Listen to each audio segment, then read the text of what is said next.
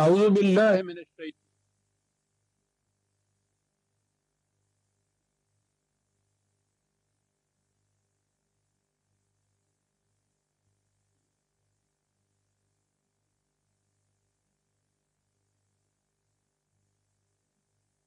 کہ آپ کو معلوم ہے یہ اجتماع قائد اعظم علیہ الرحمہ کے یوم پیدائش کی تقریب میں منعقد ہوا ہے۔ قوم کے محسنوں کی یاد کا تازہ رکھنا بڑا ضروری ہوتا ہے۔ مقصد اس سے یہ ہوتا ہے کہ ان کی خدمات اور حسن کردار کا تذکرہ سامنے آ جائے تو آنے والی نسلوں کے دل میں اسی قسم کی خدمات سر انجام دینے کا جذبہ بیدار ہو جاتا ہے، یعنی یہ توقع ہوتی ہے کہ اس سے وہ جذبہ بیدار ہو جائے، اس لیے ان کی یاد کا باقی اور قائم رکھنا ضروری ہوتا ہے۔ اور پاکستان میں علامہ اقبال اور قائد اعظم ان سے بڑھ کر اور کون سا محسن ملت ہو سکتا ہے، یہ ان کے یوم پیدائش کی تقریب میں ہے۔ جیسا کہ آپ نے اعلان میں دیکھا ہوگا، یہ خصوصی درس جو اس تقریب پر میں پیش خدمت کروں گا اس کا عنوان ہے اسلام کے مقابل اسلام۔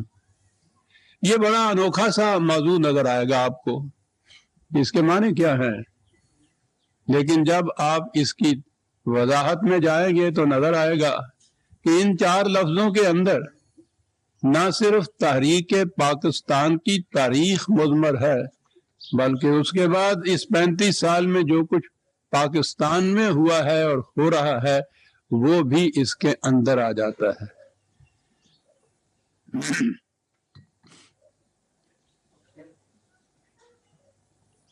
آپ توجہ فرمائیے کہ کیا یہ امر باعث حیرت نہیں کہ ایک قوم ایک مقصد کے حصول کے لیے کم از کم 10 سال تک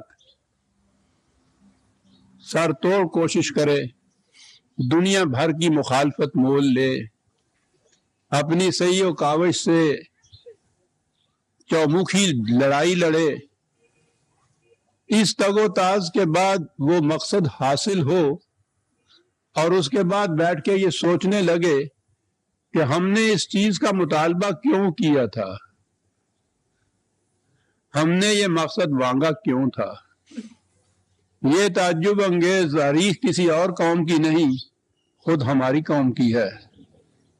10 سال تک پاکستان کے حصول کے لیے یا ایک خطہ زمین کے حصول کے لیے جہاں اس قسم کی مملکت قائم کی جا سکے ہم نے سر توڑ کوشش کی۔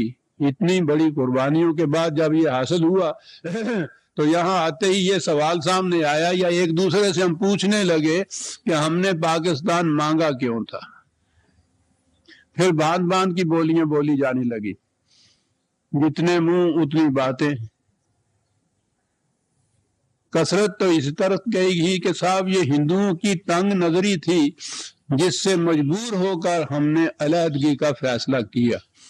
تو گویا یہ کوئی مثبت مقصد نہیں تھا، ان کی تنگ نظری تھی، اگر وہ اپنی تنگ نظری کو چھوڑ دیتے تو ہم یہ مطالبہ ہی نہ کرتے۔ کچھ اور تھے، انہوں نے کہا کہ نہیں صاحب یہ انگریز کی چال تھی، اس کی سیاست کا تقاضا تھا۔ کچھ تھے انہوں نے کہا کہ نہیں یہ معاشی مسئلہ تھا۔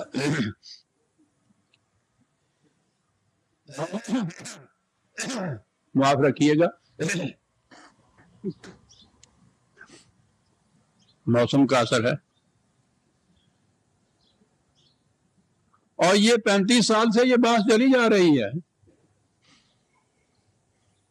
اور تفصیل میں جانے کی ضرورت نہیں ہے۔ کسی نے قائد اعظم سے نہیں پوچھا کہ آپ نے جو اس قدر مسلسل جنگ لڑی اور مخالفتیں مول لی اور یہ مطالبہ کیا تو یہ مطالبہ کیوں کیا تھا۔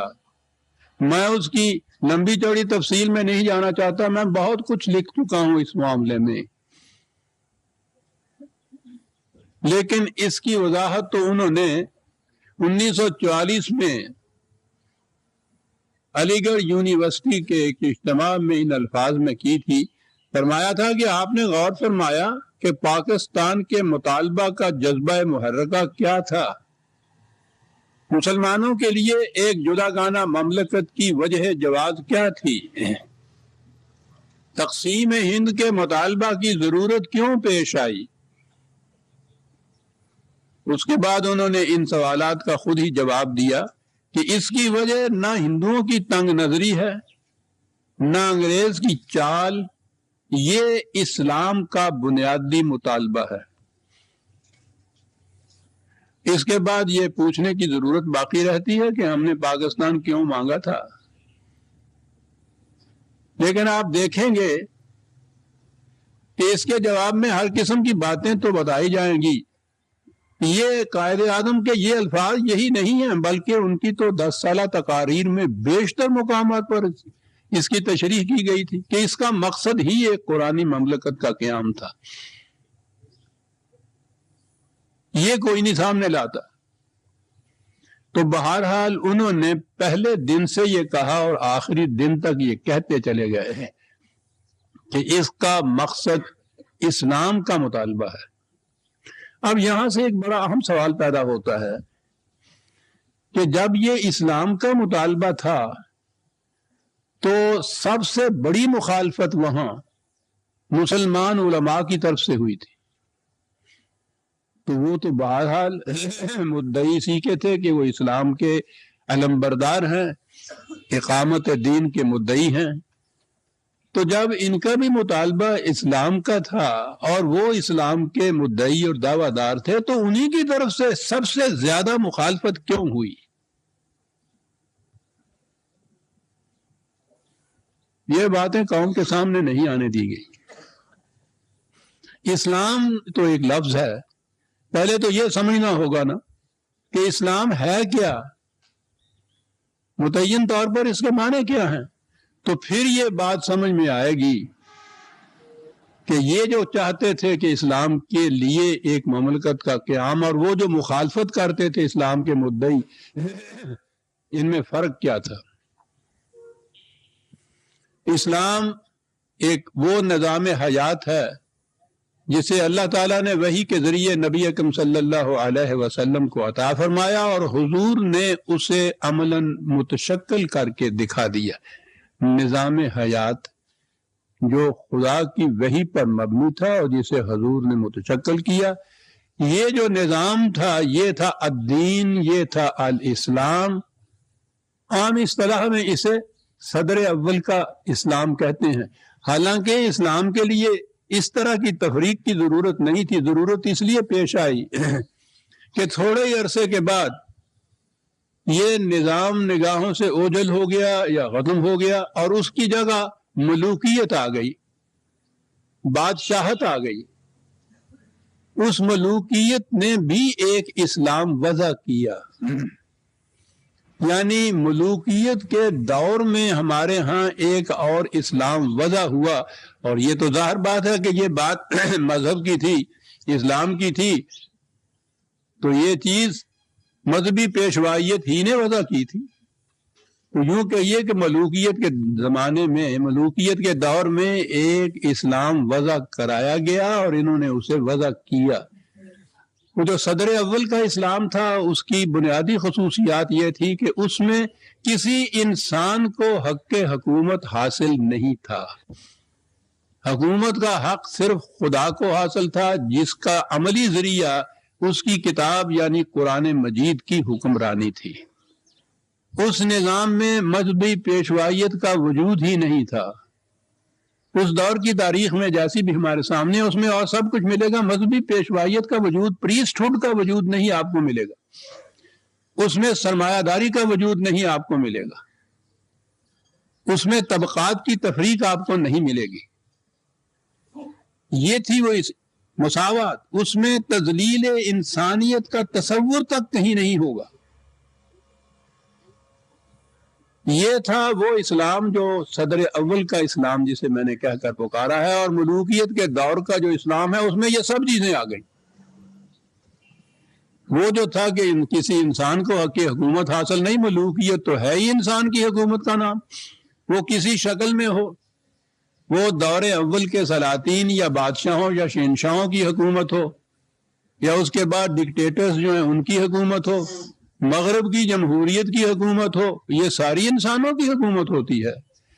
تو صدر اول کے بعد جو دور ملوکیت کا اسلام تھا، اس میں پہلی چیز تو یہ آئی کہ اشخاص کی حکومت تھی، خدا کی حکومت نہیں تھی۔ اشخاص کی حکومت کے لیے ضروری تھا کہ مذہبی پیشوائیت وجود میں آئے، کہ جو کچھ وہ کرنا چاہتے ہیں اسے یہ مذہب کی یا اسلام کی سند عطا کر دے، اور پھر نظام سرمایہ داری تو ساتھ اس کے آنا ہی تھا۔ یہ تمام چیزیں، یہ جو بعد کا اسلام وضع ہوا دور ملوکیت کا، اس میں یہ چیزیں آئیں۔ اس میں سنویت یا ڈوئلزم جسے کہتے ہیں، دو متوازی حکومتیں، بادشاہوں نے سیاست اور جتنے امور مملکت تھے وہ تو اپنے قبضے میں رکھے، اور مذہبی امور جن کو کہا گیا، اعتقادات، عبادات، نکاح، طلاق وغیرہ کے مسائل، انہیں انہوں نے مذہبی پیشوائیت کے سپرد کر دیا۔ یہ ان کے معاملات میں دخل نہیں دیتے تھے، وہ ان کی قلم رو کے اندر مداخلت نہیں کرتے تھے۔ دو متوازی قسم کی حکمرانیاں، ڈوئلزم اور سنویت، یہ اس دور میں تھی۔ دونوں اپنی اپنی جگہ راضی تھے کہ حکمرانیاں قائم تھی۔ 1000 سال سے یہ اسلام چلا آ رہا تھا۔ صدر اول کا اسلام وہ گم ہی ہو چکا ہوا تھا۔ یہ جو قائد اعظم نے کہا ہے کہ اسلام کا مطالبہ ہے، تو یہ اس اسلام کا مطالبہ تھا جسے ہم صدر اول کا اسلام کہتے ہیں، اور اس کی جو مخالفت ہوئی تھی ان کی طرف سے، جنہیں ہم اسلام کا دعوے دار سمجھتے ہیں، وہ اس اسلام کے پیرا اور مدعی تھے جو عہد ملوکیت میں وضع ہوا تھا۔ تو یہ دو اسلام تھے، یا اسلام کے دو تصور الگ الگ تھے۔ وہ مخالفت جو تھی علماء کی طرف سے، وہ اس اسلام کی مخالفت تھی جسے یہ حضرات، جس کا تصور علامہ اقبال نے پہلی دفعہ دیا، اور اس کے بعد قائد اعظم نے اس کے لیے یہ پوری جنگ لڑی۔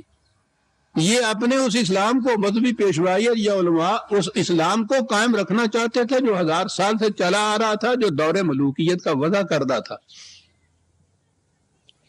صدر اول کا اسلام ہی اس اسلام کے خلاف تھا۔ یہ تھی جو جنگ کی، یہ تھی جو ابتدا وہاں اس چیز کی ہوئی۔ علامہ اقبال نے الہ آباد کے مقام پہ 1930 میں جب پاکستان کا تصور دیا یا مطالبہ پیش کیا، تو انہوں نے بتایا کہ یہ ضرورت کیوں ہے اس قسم کی مملکت کی کہ جس میں خدا کی حکمرانی ہو، انسانوں کی حکمرانی نہ ہو۔ کیوں ضرورت ہے، کیوں اس کا میں مطالبہ پیش کر رہا ہوں؟ کہا کہ اس مملکت سے اسلام کو اس امر کا موقع ملے گا کہ وہ ان اثرات سے آزاد ہو کر جو عربی ملوکیت کی وجہ سے اس پر اب تک قائم ہے، اس جمود کو توڑ ڈالے جو اس کی تہذیب و تمدن اور شریعت اور تعلیم پر صدیوں سے طاری ہے۔ اس سے نہ صرف ان کی صحیح معنوں میں تجدید ہو سکے گی، بلکہ وہ زمانہ حال کی روح سے بھی قریب تر ہو جائیں گے۔ یعنی مقصد اس سے یہ تھا کہ اسلام پر جو ملوکیت کے دور کی چھاپ لگی ہوئی ہے اسے محو کر دیا جائے، اور اسلام خالص کو عملاً دنیا کے اندر نافذ کر کے دکھایا جائے۔ پہلے دن جو مطالبہ پیش کیا ہے علامہ اقبال نے، تو ان الفاظ کے ساتھ پیش کیا تھا۔ اس سے بھی 2 سال پہلے انہوں نے جو خطبات ہیں ان کے، reconstruction of religious thought in اسلام، اہم کتاب ہی وہی ہے ان کی کتاب، उसमें उन्होंने लिखा था, सईद हलीम पाशा मरहूम जो तुर्की के थे, उनकी हमनवाई में कहा था कि अंदरी हालात हमारे लिए कुशाद कार की एक ही राह है, और वो ये कि आईना इस्लाम पर गैर इस्लामी जंग की जो सख्त और दुरुस्त तहें जम गई हैं और जिनकी वजह से इसकी हरकयाती और इर्तिकाई नजरिया यकसर जामद होकर रह गया है, उन्हें खुर्च खुर्च कर अलग कर दिया जाए और हुर्रियत और सालमियत और मुसावात की हकीकी अक़दार को असर नौ जिंदा करके उनकी बुनियादों पर अपने अखलाकी, इमरानी और सियासी निज़ाम की तश्कील जदीद की जाए जो हकीकी इस्लाम की सादगी और आफाकियत का आईना दार हो। एक था तसव्वुर ये इस्लाम का जिसकी खातिर वो एक नया खित्ता जमीन हासिल करना चाहते थे, क्योंकि दुनिया में मुसलमानों की ममलकतें तो बेशुमार थी, लेकिन किसी जगह भी वो सदर अव्वल का इस्लाम अमलन नाफिज नहीं था। इस खित्ता जमीन के हसूल का मकसद ये था कि सदर अव्वल का इस्लाम फिर दोबारा इस दुनिया में नाफिज किया जाए। अल्लामा इकबाल को इसका अच्छी तरह से एहसास था कि इस मुतालबे की मुखालफत सबसे ज्यादा उलमा की तरफ से, मजहबी पेशवाइयत की तरफ से होगी, इसलिए कि ये जो इनकी मुतवाजी हुकूमत चली आ रही थी इसमें वो बाकी नहीं रहती थी। चुनाचे उन्होंने अल्लामा का कलाम आप देखिए, उनके नसर के मकालात देखिए, उसमें आप देखेंगे सबसे ज्यादा मुखालफत वो मुल्ला की करते, और वो ये नहीं कि उनको किसी किस्म की खुदा न करदा जाती दावत थी इनसे। मुल्ला किसी फर्द का नाम नहीं, वो तो एक इंस्टीट्यूशन है। वो कहते थे कि ये लोग वो हैं या ये इंस्टीट्यूशन वो है जो उस इस्लाम को कायम रखे हुए और बरकरार रखना चाहती है जो दौरे मलूकियत का वदा करदा है। इस बिना पर वो इसकी मुखालफत करते थे, कौम को बार बार मुतनब्बो करते थे, बल्कि एक जगह तो उन्होंने निहायत अफसोस के साथ कहा मुसलमान से कि बाकी न रही तेरी वो आईना जमीरी, ए कुश्ताए सुल्तानियों मुल्लाइयों पीरी। और इसीलिए उन्होंने बार बार ये कह दिया था कि इस ममलकत में जिसके लिए हम कोशा है या जिसका तसव्वुर हमने पेश किया है उसमें मुल्लाई हुकूमत का कोई दखल नहीं होगा। इसे थियोक्रेसी कहते हैं। अल्लामा इकबाल ने भी अपने यहाँ बार बार इसकी तशरीह की, बल्कि चंद लफ्जों में उन्होंने ये कहा। 1932 में ये खुतबा उन्होंने लाहौर में ऑल इंडिया मुस्लिम कॉन्फ्रेंस में वो खुतबा दिया था। उसमें कहा था कि हमारे दीन की ये बुलंद फितरी मुल्लाओं और फकीहों के फरसूदा अवहाम में जकड़ी हुई है और आजादी चाहती है।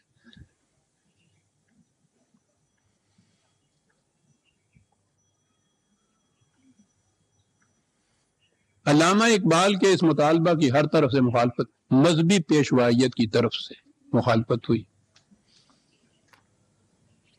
अल्लामा के बाद कायदे आजम आए, जिनके मुतालिक मशहूर है कि वो तो एक सेकुलर स्टेट चाहते थे। क्या क्या बातें हैं सर।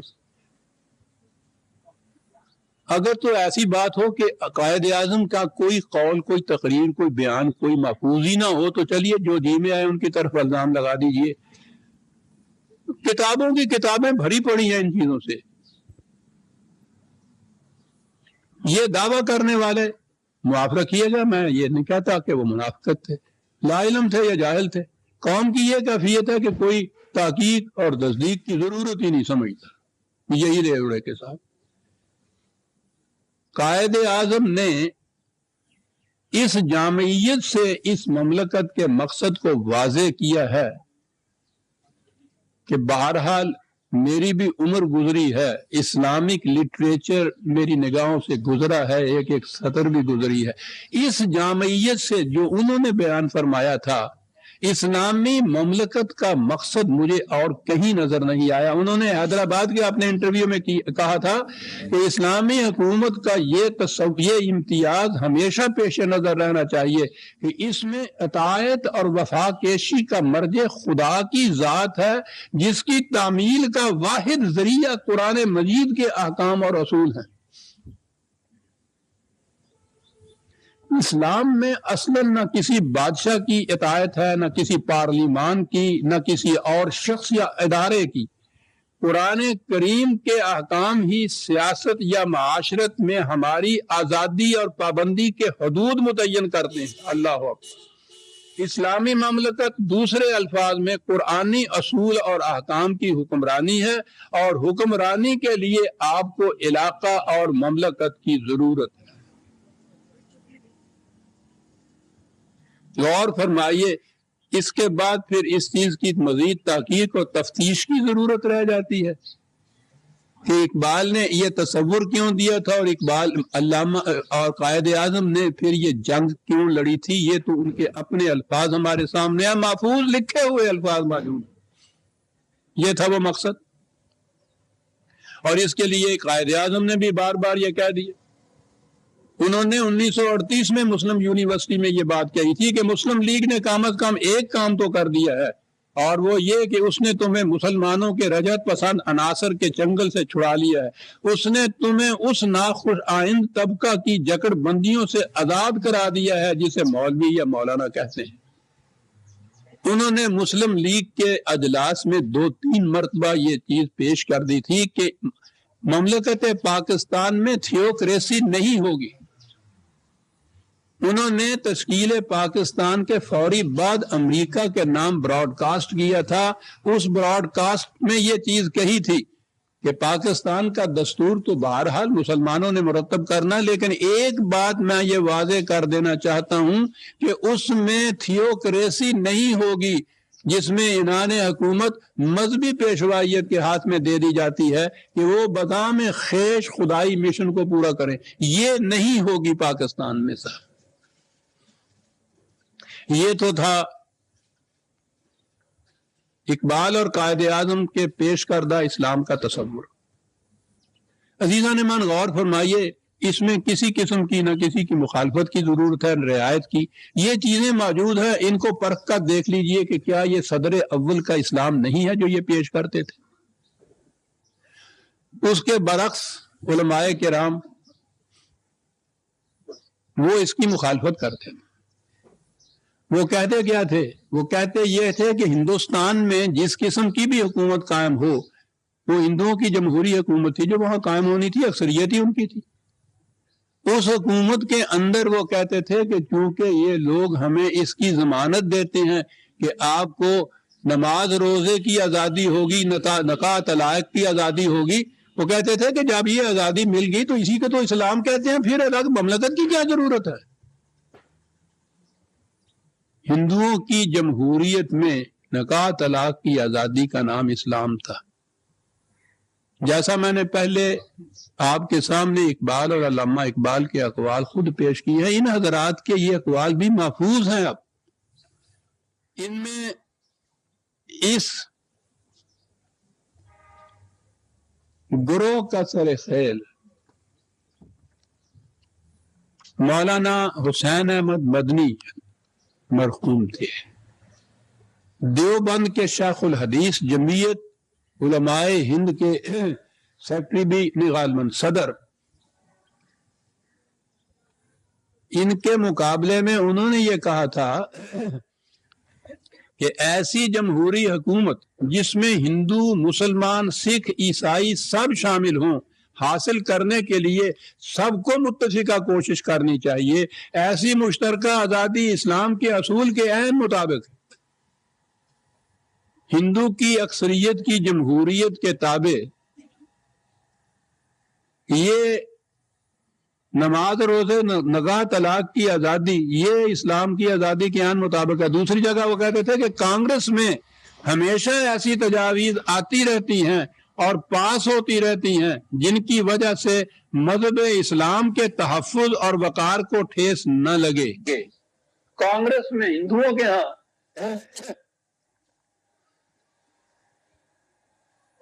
یہ قراردادیں پاس ہوتی رہتی ہیں کہ مسلمانوں کی مذہبی آزادی کو ٹھیس نہ لگے. آپ نے غور فرمایا کہ دور ملوکیت میں جو سیکولرزم تھی اس کے تابع جس اسلام کی آزادی تھی یہ وہی اسلام تھا جو ان کی طرف سے پیش کیا جاتا تھا.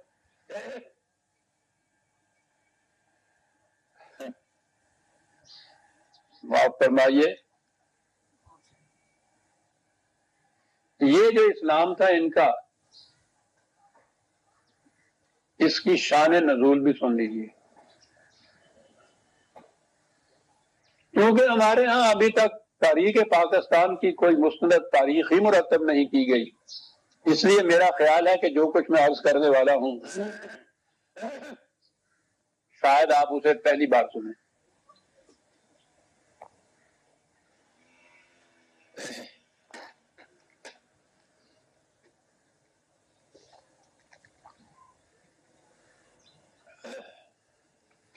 اور اسے غور سے سنیے. قائد اعظم 1935 میں انہوں نے آ کے تو مسلم لیگ کو نئی زندگی دی اور نئی تنظیم شروع کی. آپ یہ سن کر حیران ہوں گے کہ یہ حضرات نیشنلسٹ علماء مولانا حسین احمد مدنی، مفتی کفایت اللہ، احرار کے یہ سارے جتنے بڑے بڑے علماء تھے یہ مسلم لیگ کے ساتھ تھے. شاید پہلی دفعہ آپ نے سنا ہوگا. 1937 میں پہلے انتخابات ہونے تھے، مسلم لیگ نے فیصلہ کیا کہ وہ انتخاب لڑیں گی. اس انتخاب کے لیے مرکزی پارلیمنٹ بورڈ جو بنا تھا،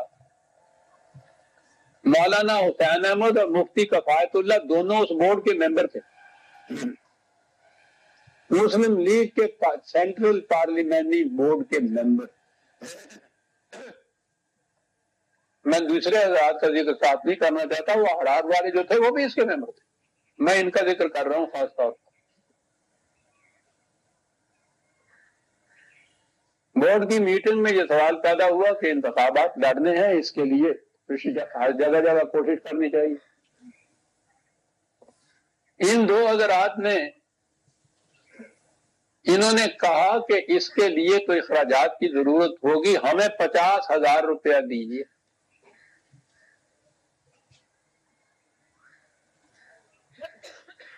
قائد اعظم نے کہا کہ مسلم لیگ کے پاس تو 50 پیسے بھی اس وقت نہیں، 50,000 روپیہ ہم کہاں سے دیں آپ کو. سنیے ذرا غور سے. تو یہ اس کے بعد دوسرے دن یہاں سے اٹھے اور کانگریس میں جا ملے اور وہاں جا کے یہ کہا کہ مسلم لیگ جو مطالبہ کرتی ہے، جو اسلام پیش کرتی ہے وہ کفر ہے، اس کی مخالفت اسلام کی بہت بڑی تعلیم ہے. اسلام تو یہ ہے جو ہم پیش کر رہے ہیں.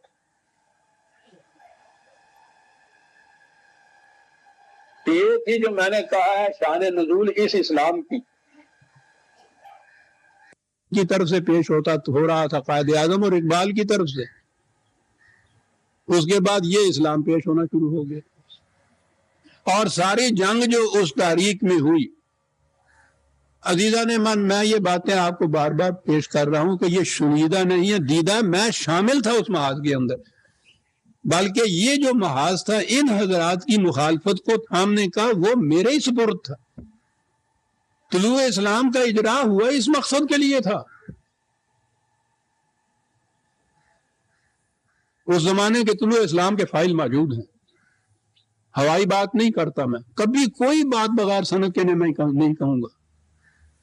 یہ جو میں نے ابھی کہا ہے کہ 50,000 روپیہ انہوں نے مانگا تھا، نہیں ملا تھا تو چلے گئے تھے. اصفہانی کی جو کتاب ہے قائد اعظم مائی لیڈر، اس میں انہوں نے یہ پارلیمنٹ بورڈ کے اس رویداد پوری نقل کی ہے.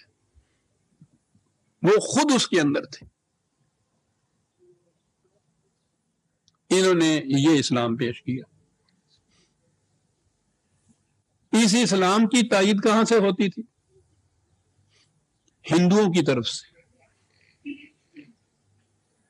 یہ جو میں نے عرض کیا صدر اول کا اسلام جو یہ حضرات پیش کرتے تھے اقبال اور قائد اعظم، اس کی مخالفت کس کی طرف سے ہوتی تھی؟ ان کی طرف سے، جو علماء تھے ان کی طرف سے تو ہوتی تھی اسلام کا نام لے کے، ہندوؤں کی طرف سے شروع سے آخر تک اس اسلام کی مخالفت ہوتی تھی جو یہ لوگ پیش کرتے تھے۔ اور ابھی عجیب چیزیں آپ کے سامنے آئیں گی۔ اس حد تک بات بڑی تھی کہ ہندوؤں کی طرف سے یہ مطالبہ ہو رہا تھا کہ اگر قائد اعظم اس اسلام کو چھوڑ دیں، یہ نہ کہیں کہ اس کی بنا پر ایک مملکت قائم ہوگی، تو اس کے بعد اس تقسیم کے معاملے میں بھی ہمارے اور ان کے درمیان بہت سے مشترکہ مقاصد حاصل ہو جائیں گے، ہم مخالفت ہی نہیں کریں گے۔ مخالفت اس کی ہو رہی تھی، تقسیم کی بھی نہیں ہو رہی تھی۔ اور یہ سب چیزیں ریکارڈ میں موجود ہیں۔ سب سے پہلے پارلیمان میں کانگریس اسمبلی میں کانگریس پارٹی کا لیڈر تھے مسٹر بھولا بھائی دیسائی، انہوں نے قائد اعظم کے اس مطالبہ کے بعد پارلیمان کے فرش پہ سے یہ بات کہی تھی کہ سن رکھیے، اب یہ ناممکن ہے کہ کوئی ایسا نظام حکومت قائم کیا جا سکے جس کی بنیاد مذہب پر ہو۔ اب وقت آ چکا ہے کہ ہم اعتراف کر لیں اور اسے اچھی طرح ذہن نشین کر لیں کہ ضمیر، مذہب اور خدا کو ان کے مناسب مقام یعنی آسمان کی بلندیوں پر رکھ دیا جائے اور انہیں خام خواہ زمین کے معاملات میں گھسیٹ کر نہ لایا جائے۔ آپ نے سن لیا کہ اسلام کی مخالفت ہو رہی ہے۔ اس بیان پر حاشیہ آرائی کرتے ہوئے ہندوستان ٹائمز اس زمانے ہی سے کانگریس کا نقیب چلا آ رہا ہے، اس نے یہ کہا تھا کہ خداوندی حکومت یا حکومت الہیہ کا تصور ایک داستان پارینہ ہے، اور مسلمانوں کا یہ فعل عبث ہوگا اگر وہ ہندوستان جیسے ملک میں اس کے احیاء کی کوشش کریں جہاں مختلف جماعتیں ایک دوسرے سے گتھی ہوئی ہیں، یا اس امر کا خیال کریں کہ اس مقصد کے لیے ملک کو دو حصوں میں تقسیم کر دیا جائے۔ یہ علامت خوش آئند ہے کہ خود مسلمانوں کے ذمہ دار رہنما اس شراب کے پیچھے لگنا نہیں چاہتے۔ یہ رہنما یہی حضرات تھے نا۔ گاندھی کا نام تو آپ نے سنا ہی ہوگا، وہی سب سے بڑا مد مقابل مخالف تھا قائد اعظم کی۔ اس نے یہ چیز لکھی تھی کہ اگر میں ڈکٹیٹر ہوتا تو مذہب اور حکومت کو الگ الگ کر دیتا۔ چلا جاؤں یا بند کر دوں؟ مجھے میرے مذہب کی قسم میں اس کے لیے جان تک دے دیتا۔ مذہب میرا ذاتی معاملہ ہے، حکومت کو اس سے کیا واسطہ؟ حکومت کا منصب یہ ہے کہ وہ تمہاری دنیاوی ضروریات کا خیال رکھے، مذہب سے اس کا کوئی واسطہ نہیں۔ مذہب ہر شخص کا پرائیویٹ معاملہ ہے۔ دیکھ رہے ہیں یہ کس اسلام کی موافقت اور تائید ہو رہی ہے؟ مملکت کا کوئی واسطہ نہیں حکومت سے، وہی جو وہ کہہ رہے تھے۔ 1940 کا جب ریزولیشن پاس ہوا ہے تو اس پر تبصرہ کرتے ہوئے گاندھی نے لکھا تھا کہ میں پوری جرت اور جسارت کے ساتھ اس امر کا اعلان کرتا ہوں کہ مسٹر جناح اور ان کے ہم خیال حضرات اپنی اس روش سے اسلام کی کوئی خدمت سر انجام نہیں دے رہے، بلکہ وہ اس پیغام کی غلط ترجمانی کر رہے ہیں جو لفظ اسلام کے اندر پوشیدہ ہے۔ مجھے یہ کہنے کی ضرورت اس لیے پیش آئی کہ آج کل مسلم لیگ کی طرف سے جو کچھ ہو رہا ہے اس سے میرے دل پر سخت ٹھیس لگ رہی ہے۔ میں اپنے فرائض کی سر انجام دہی میں کوتاہی کروں گا اگر میں ہندوستان کے مسلمانوں کو اس دروغ بافی سے متنبع نہ کر دوں جس کا اس نازک وقت میں ان میں پروپیگنڈا کیا جا رہا ہے۔ 1940 کا ریزولیشن پہ یہ تبصرہ ہو رہا تھا۔ اس کے 2 ہی ماہ بعد انہی نے یہ کہا تھا کہ اگر مذہب کو علی حال ہی رہنے دیا جائے، یعنی ایک نج کا معاملہ اور خدا اور بندے کے درمیان ایک ذاتی تعلق، تو پھر ہندوؤں اور مسلمانوں کے کئی ایک اہم مشترک عناصر نکل آئیں گے جو مجبور کریں گے کہ یہ دونوں ایک مشترکہ زندگی بسر کریں اور ان کی راہ عمل بھی مشترک۔ کیا مطالبہ تھا؟ کیا چھوڑ دیں؟ یہ بات چھوڑ دیں کہ مملکت کی اور حکومت کی بنیاد دین پر ہوگی، اس کو اگر چھوڑ دیں تو پھر ہندوؤں اور مسلمانوں میں بہت سے مشترکہ مقاصد نکل آئیں گے، اکٹھے مل کے زندگی بسر کریں گے ہم. یہ گاندھی کہہ رہا تھا. کس چیز کی مخالفت ہو رہی ہے؟ تقسیم ہند کی نہیں، اس اسلام کی جو ان کی طرف سے پیش کیا جا رہا تھا. 1 نومبر 1941 کو لدھیانے میں ایک اکھنڈ بھارت کانفرنس ہوئی تھی، جس کا صدر کانگریس کے بہت بڑے اس زمانے کے مشہور لیڈر مسٹر منشی تھے. انہوں نے تقریر کرتے ہوئے وہ وہاں مسلمانوں کی اس لیے اکثر اکثریت کہ وہ لدھیانہ جو تھا وہ یہ مولانا حبیب الرحمان لدھیانوی وغیرہ کا مسکن تھا. وہاں خاص طور پہ وہاں یہ کانفرنس منعقد ہوئی تھی. تو مسٹر منشی نے کہا تھا کہ تمہیں کچھ معلوم بھی ہے کہ پاکستان ہے کیا؟ نہیں معلوم تو سن لیجئے کہ پاکستان سے مفہوم یہ ہے کہ مسلمانوں کو اس کا حق حاصل ہے کہ ملک کے ایک یا ایک سے زیادہ علاقوں میں اپنے لیے ایسے مسکن بنا لیں جہاں طرز حکومت قرآنی اصولوں کے سانچے میں ڈھل سکے اور جہاں اردو ان کی قومی زبان بن سکے. مختصراً یوں کہیے کہ پاکستان مسلمانوں کا ایک ایسا خطہ ارض ہوگا جہاں اسلامی حکومت قائم ہوگی. اور اس کے بعد انہوں نے پکار کر کہا تھا کہ آپ بتائیں گے اسلام کے جو مدعی اور علمبردار حضرات ہیں کہ آپ اس کی مخالفت کریں گے یا نہیں. اور آپ حیران ہوں گے کہ وہاں کے ایک جید مفتی صاحب نے اعلان کیا کہ ہم آخر تک اس کی مخالفت کریں گے کہ وہاں قرآنی حکومت قائم نہ ہو سکے. بڑے جلسے کے اندر یہ چیز آئی تھی. تاریخ ہے نہیں ہمارے پاس پاکستان کی. تاریخ کی خاص طور پہ یہ سازش ہے کہ مرتب نہیں ہونے دی گئی تاریخ. اس تاریخ کی روح سے جو مطالبہ کیا جا رہا تھا نہ اس میں شخصی حکومت تھی، نہ مذہبی پیشوائیت تھی، نہ سرمایہ داری تھی، نہ طبقاتی امتیاز تھا. یہ تاریخ کیسے سامنے آنے دیں گے؟ یہ سن رہے ہیں آپ؟ یہ ایک ہندو کہہ رہا ہے کہ سن لو پاکستان کا مطلب کیا ہے.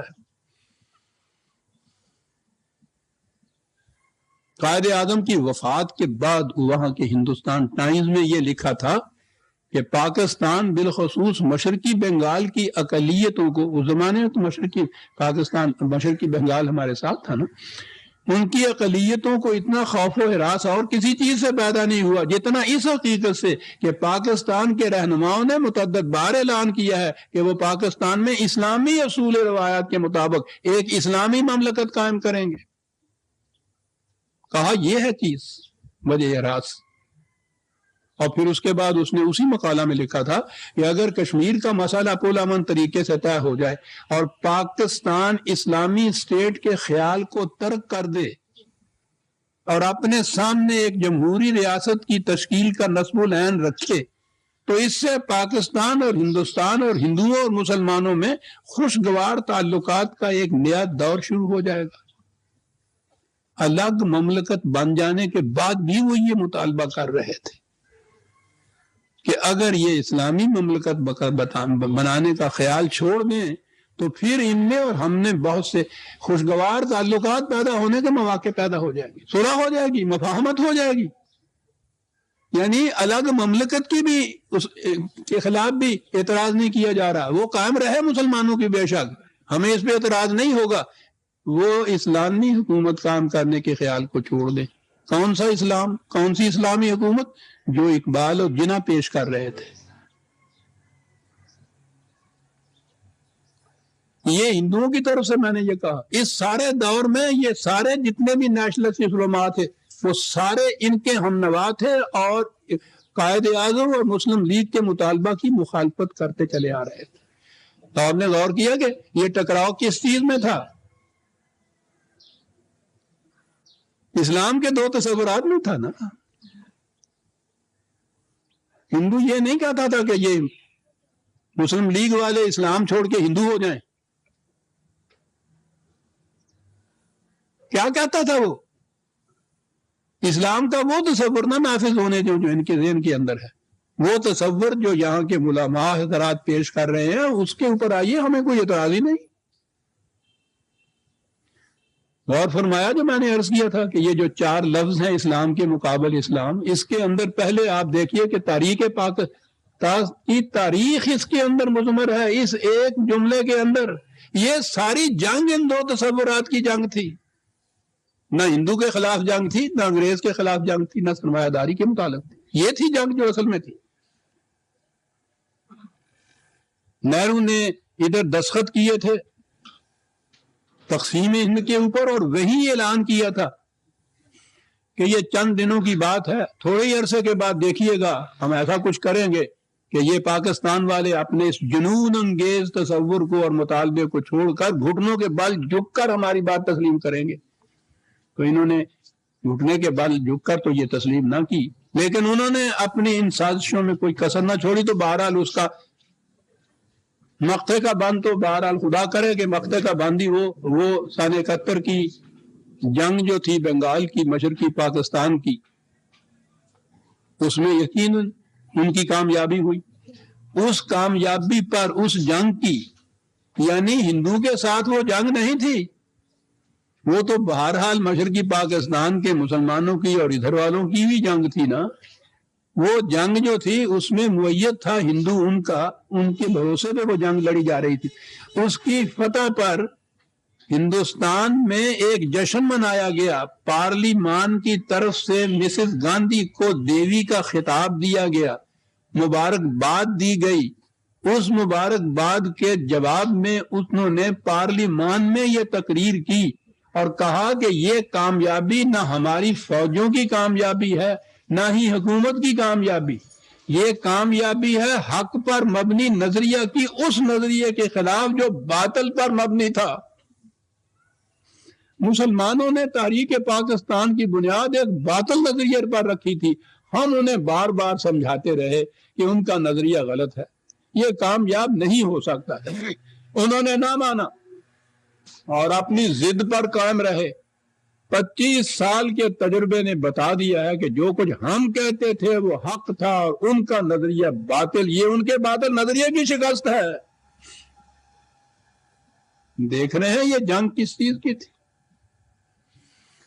یہ باطل نظریہ کیا بتا رہے ہیں، حق کا نظریہ یہ کیا پیش کر رہے ہیں۔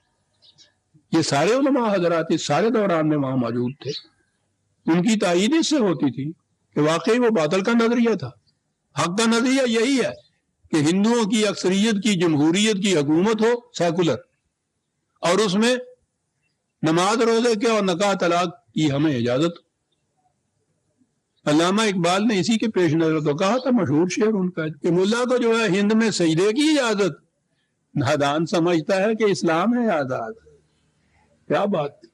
بہرحال یہاں تک ہم آ گئے، بات نیشنلسٹ علماء کی تھی۔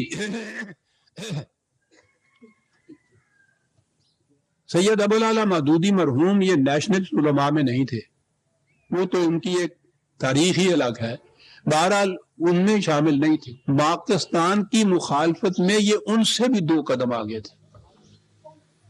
وہ کہتے تھے کہ اس تگ و دوگ میں جو یہ مملکت حاصل کریں گے، اس میں جو نظام قائم ہوگا وہ کافرانہ نظام ہوگا، بلکہ اس سے بھی زیادہ شدید کچھ۔ اس لیے وہ وہاں مسلمانوں سے کہتے تھے کہ تم ان کی تائید کس طرح سے کرتے ہو، وہ تو وہاں کافرانہ نظام سے بھی ایک بدتر نظام وہاں قائم ہوگا۔ یہ ساری چیزیں مستند ہیں جو میں کہہ رہا ہوں۔ مسلمان اور موجودہ سیاسی کشمکش، ان کی کتاب حصہ سوم، اس کا پہلا ایڈیشن جو تھا اوریجنل، وہ لیجئے گا۔ ان کے یہاں بہت کچھ ہوتا ہے، دوسرے ایڈیشنوں میں فرق ہوتا ہے، بغیر بتائے ہوئے کہ یہ اس میں کوئی ترمیم ہوئی ہے۔ اس کے اندر آپ دیکھیے گا 1-2 نہیں، وہ ساری کی ساری کتاب اسی کے اوپر مبنی ہے۔ حتیٰ کہ جب یہ اصولی فیصلہ ہو گیا تھا پاکستان کے بننے یا تقسیم ہند کا، تو اس زمانے میں بھی یہ اور ان کی جماعت، انہوں نے اقلیت کے صوبوں میں جا کر وہاں کے اقلیت کے مسلمانوں کو یہ کہہ کے بھڑکانا شروع کیا تھا کہ ان لوگوں کو تو ایک الگ حکومت مل جائے گی، تم جو ان کی تائید کرتے ہو تمہیں کیا ملے گا، تم تو یہاں مصیبت میں پھنس جاؤ گے۔ یہ وہاں جا کے کہنا شروع کر دیا تھا۔ یہ ان کے اس زمانے کے سارے اجلاس ان صوبوں میں جا کے ہوتے تھے، پٹنہ، مدراس، ٹونک۔ ان کے ہی ایک رفیق بہت بڑے، وہ نصر اللہ خان عزیز مرحوم، انہوں نے وہاں یہ کہا تھا کہ بعض لوگ یہ کہتے ہیں کہ اقامت دین کے آغاز سے پہلے زمین کا ایک قطعہ حاصل کرنا ضروری ہے جہاں دین کو برپا کر سکیں۔ حیرت ہے کہ یہ چیز خاصے سمجھدار اور بظاہر معقول اور عالم دین لوگوں تک کی طرف سے بھی کہی جاتی ہے۔ کچھ علماء دین ساتھ شامل تھے مسلمانوں کے، جن میں سر فہرست جن کا نام ہے علامہ شبیر احمد عثمانی۔ زبان پہ بار خدایا یہ کس کا نام آیا؟ عظیم مخلص شخصیت، کہیں نہ ان کی کوئی برسی منا رہا ہے نہ ان کی یاد میں کچھ کہا جا رہا ہے۔ کیسے کہا جائے؟ یہاں تو اس اسلام کی تائید کرنے والوں کی زبان کٹ رہی ہے۔ ایسی باتیں وہی کہہ سکتے ہیں جو یا تو سیاست اور فلسفہ اجتماع سے کلیتاً نابلد ہیں، اور میں ادھر ادھر سے چند باتیں نعرے سنا کر سیاسی تاریخوں میں شامل ہو گئے ہیں، اور کوئی سمجھدار آدمی موجود نہ ہونے کی وجہ سے لیڈری کے درجے کو پہنچ گئے۔ سن لیجیے، اپریل 1947 میں یہ مخالفت ہو رہی تھی ان کی طرف سے جو اقامت دین کے سب سے بڑے مدعی اور دعوے دار تھے۔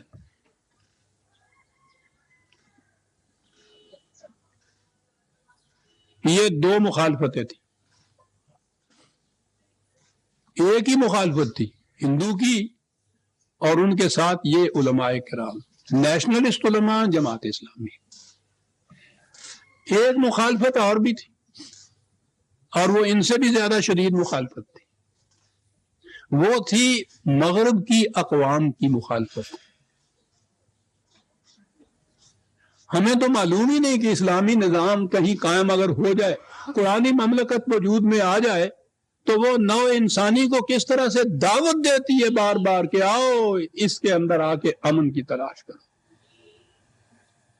اقوام مغرب کے دانشور یہ جانتے تھے قریش کی طرح کہ اگر کسی ایک خطہ زمین میں بھی قرآنی نظام قائم ہو گیا تو پھر ہمارے یہ جو باطل پر مبنی نظام ہے یہ قائم نہیں رہ سکیں گے۔ لوگ مثال کے طور پر پیش کریں گے کہ وہ ہے انسانیت ساز نظام، یا اس ویسا نظام قائم کرو یا لوگ یہاں سے اٹھ کے وہاں چلے جائیں گے۔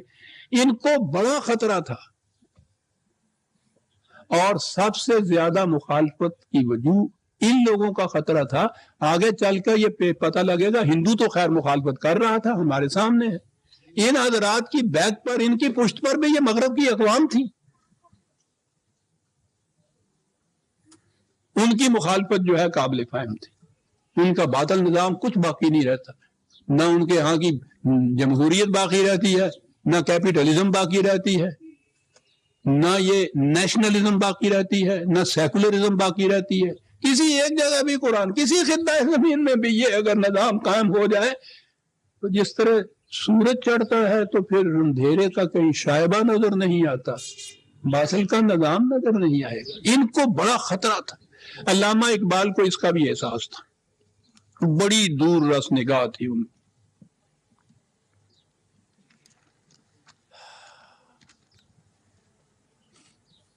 ان کا انداز سمجھانے کا بڑا عجیب تھا، میں ایک آدھ درس میں پہلے بھی پیش کر چکا ہوں، لیکن اسے تو میں عرض کروں گا کہ بار بار پیش کیا جائے اور آپ حضرات بار بار دہرائیے۔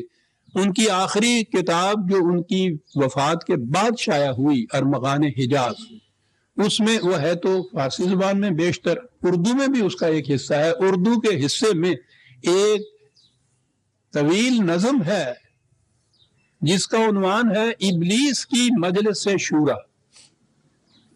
اس میں انہوں نے بڑے ڈرامائی انداز میں اس بات کو پیش کیا ہے، ابلیس سے مراد ہے اقوام مغرب۔ مخالفت جو ہو رہی ہے وہ ہے اس اسلام کی جو یہ حضرات پیش کر رہے تھے۔ انداز اس نے یہ بتایا ہے کہ ابلیس کی کابینہ کا اجلاس ہو رہا ہے، وہ خود صدارت کر رہا ہے، سربراہ مملکت جو ہوا وہ اپنا، اور اس کے مشیر ایک ایک شعبے سے متعلق ہیں اور وہ اپنی اپنی رپورٹ پیش کرتے ہیں کہ وہاں ہم نے یہ کیا، وہاں ہم نے یہ کیا، وہاں سے یہ خطرہ آتا ہے، وہاں سے یہ خطرہ آتا ہے۔ آخری جو ہے وہ مشیر وہ یہ بتاتا ہے کہ بڑا خطرہ ہمیں روس کی کمیونزم کی طرف سے ہے، وہ نظام سرمایہ داری کو مٹا دے گا، ابلیسیت۔ یہ ساری رپورٹیں سننے کے بعد ابلیس ان سے کہتا ہے کہ تمہاری نگاہ صحیح خطرے کی طرف پہنچی نہیں ہے اگر مجھ کو خطر کوئی تو اس امت سے ہے جس کی خاکستر میں ہے اب تک شرار آرزو۔ تم نے کہا کہ خطرہ جو ہے کمیونزم سے ہے، جانتا ہے جس پہ روشن باطن ایام ہے، مزدقیت فتنہ فردہ نہیں اسلام ہے۔ مزدقیت کے معنی کمیونزم ہے، وہ فتنہ فردہ نہیں اسلام ہے۔ یہ سننے کے بعد ان کی مشیروں میں سے بعض کے آنکھوں میں ایک مخفی سی ہنسی پیری کہ کیا کہہ رہا ہے یہ، ہم جانتے ہیں مسلمانوں کو۔ اس نے فوراً بھانپ لیا، بھانپ تو دینا ہی تھا۔ اس نے کہا میرے ذہن میں ہے، تمہارے دل میں جو خیال ابھرا ہے، میں غافل نہیں ہوں، بے خبر نہیں ہوں، جانتا ہوں میں یہ امت حامل قرآن نہیں ہے، وہی سرمایہ داری بندہ مومن کا دین۔ جانتا ہوں میں کہ مشرق کی اندھیری رات میں بے ید بیضا ہے پیران حرم کی آستین۔ جانتا ہوں یہ سب کچھ، لیکن عصر حاضر کے تقاضاؤں سے ہے، لیکن یہ خوف ہو نہ جائے آشکارا شرع پیغمبر کہیں۔ کون سی شرع پیغمبر؟ موت کا پیغام ہر نوع غلامی کے لیے، نئے کوئی فغفور و خاکاں، نئے فقیر رہنشین۔ اس سے بڑھ کر اور کیا فکر و عمل کا انقلاب، بادشاہوں کی نہیں اللہ کی ہے یہ زمین۔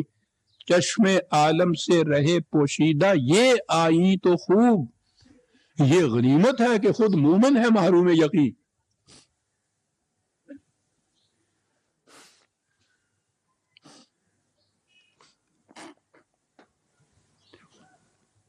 انہوں نے کہا کہ تسلیم، آپ کا تجزیہ، آپ کی تشخیص قابل فہم، کریں کیا ہم، پروگرام کیا ہے؟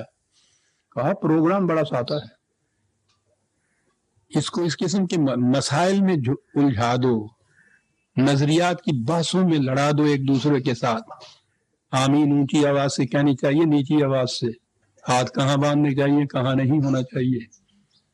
تم ہے یہی بہتر الہیات میں الجھا رہے، یہ کتاب اللہ کی تعویلات میں الجھا رہے، اور اس کے بعد تم اسے بیگانہ رکھو عالم کردار سے، تا بساط زندگی میں اس کے سب مہریں ہمات۔ خیر اسی میں ہے، قیامت تک رہے مومن غلام، چھوڑ کر اوروں کی خاطر یہ جہان بے ثبات۔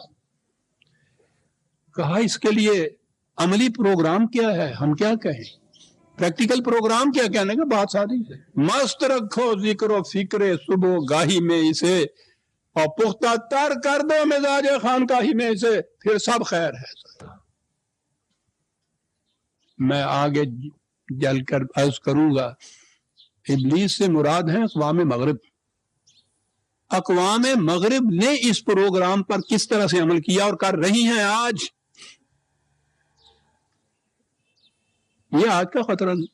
اقبال کی نگاہوں نے بھانپ دیا کہ اقوام مغرب یہ کریں گی تمہارے ساتھ۔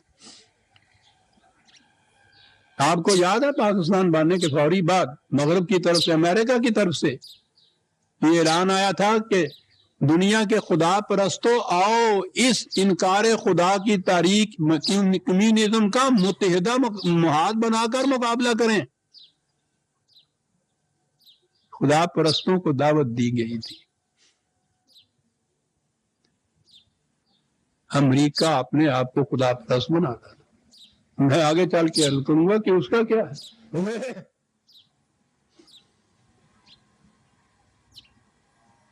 اس دعوت کے اوپر ان کی لبیک کیسے کہا گیا؟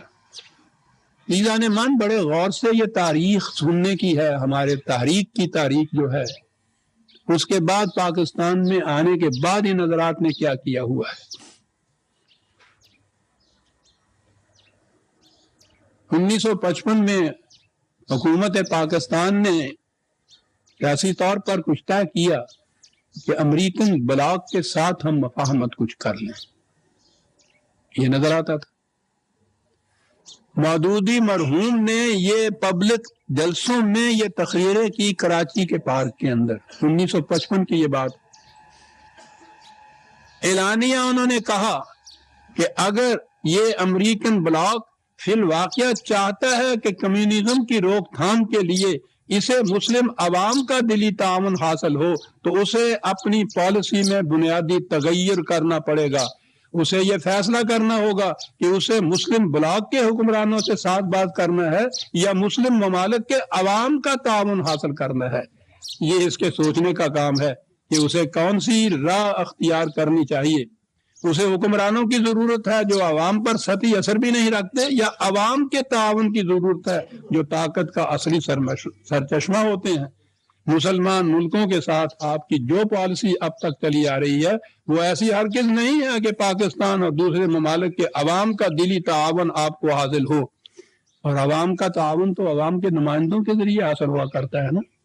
بات ہم سے کرو، حکومت سے کیوں کرتے ہو؟ وہاں سے کیا ملے گا؟ اور آپ کو شاید یہ بھی معلوم نہ ہو کہ 1952 میں امریکی سفارت خانے کے ڈاکٹر ویلر انہوں نے دورہ کیا تھا پنجاب کے مختلف مقامات کا. میاں والی کے کالج میں طلباء کو انہوں نے لیکچر دیا تھا کمیونزم کی مخالفت میں. ان کے ساتھ جماعت اسلامی لاہور کے رہنما بھی تھے اور مقامی امیر مولانا گلزار احمد بھی ان پروفیسر کے ساتھ دورے میں شامل تھے. میں اس تفصیل میں نہیں جانا چاہتا جو الزام لگائے گئے تھے کہ انہیں امریکہ کی طرف سے کیا کیا امداد مل رہی ہے اور کس طرح سے مل رہی ہے. یہ چیزیں موجود ہیں، تحریر میں موجود ہیں، اخبارات میں موجود ہیں. انہوں نے اس کی تردید بھی نہیں کی تھی. بہرحال یہ تھے اس اسلام کے مخالف عناصر جسے اقبال کا تصور قائد اعظم کی تگ و دو یہاں نافذ کرنے کے لیے آئی. یہ تھی وہ مخالفت جو آخری دم تک یہ لوگ وہاں کرتے رہے. نیشنلسٹ علماء بھی، جماعت اسلامی بھی. پاکستان بننے کے بعد یہ ہجوم کر کے یہاں آ گئے. یہ تہیہ لیے ہوئے کہ یہاں وہ اسلام نافذ نہیں ہونے دیا جائے گا جس کا تصور تم پیش کرتے ہو جو صدر اول کا اسلام تھا. یہاں اسی اسلام کا احیاء ہوگا جو دور ملوکیت میں وضع ہوا تھا. یہاں آتے ہی انہوں نے یہ مطالبہ کیا کہ پاکستان چونکہ اسلام کے نام پر حاصل کیا گیا ہے اس لیے یہاں اسلامی قوانین نافذ ہوں گے. بڑا معصوم سا دعویٰ ہے. کون اس کی مخالفت کر سکتا تھا؟ ٹھیک ہے، اسلام کے نام پہ ہی تو یہ لیا گیا، اسلامی قوانین نافذ ہونے چاہیے. 2-3 سال کے بعد پوچھا یہ گیا کہ بھئی آپ لوگوں کے جتنے فرقے ہیں ان کے اس قدر اختلافات ہیں باہمی، اور یہاں جو اس قانون نافذ ہوگا وہ تو تمام فرقوں کے اوپر یکساں نافذ ہوگا. مملکت کے قانون، پبلک لاز جن کو کہتے ہیں، وہ ہر فرقے کا الگ الگ تو نہیں ہوتا. تو ہمیں وہ بنیاد بتائیے جس کے اوپر ایسا ضابطہ قوانین مرتب کیا جائے جو تمام فرقوں کے نزدیک متفقہ علیہ طور پر اسلامی کہلا سکے تو ہم بنائیں گے.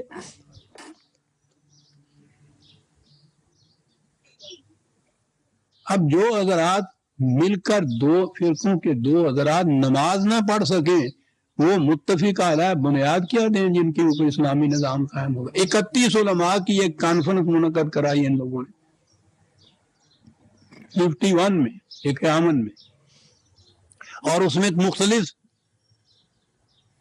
فرقوں کے نمائندہ حضرات شامل تھے. یہ امپریشن دیا، تاثر دیا کہ یہ دیکھ لیجئے جن کو آپ کہتے ہیں مختلف فرقوں کے علماء وہ سب موجود ہیں. اور انہوں نے یہ ریزولیشن پاس کیا کہ پرسنل لاز، شخصی قوانین تو ہر فرقے کے الگ الگ ہوں گے. پہلی چیز ہی اسلام کے خلاف.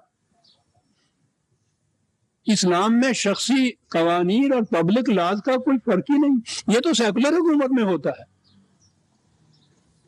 لیکن یہ وہ اسلام تھا جو چلا آ رہا تھا دور ملوکیت کا، کہ پبلک لاز حکومت کے، پرسنل لاز علماء کرام کی.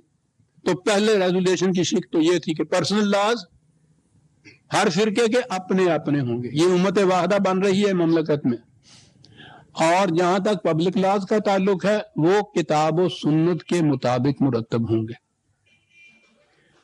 نظر بظاہر بڑی جی لگتی ہوئی بات کہ انہوں نے ایک ایسا متفق علیہ فارمولہ دے دیا ہے جو سب کے نزدیک قابل تسلیم، اور ان کو اسلامی تسلیم یہ کر رہے ہیں.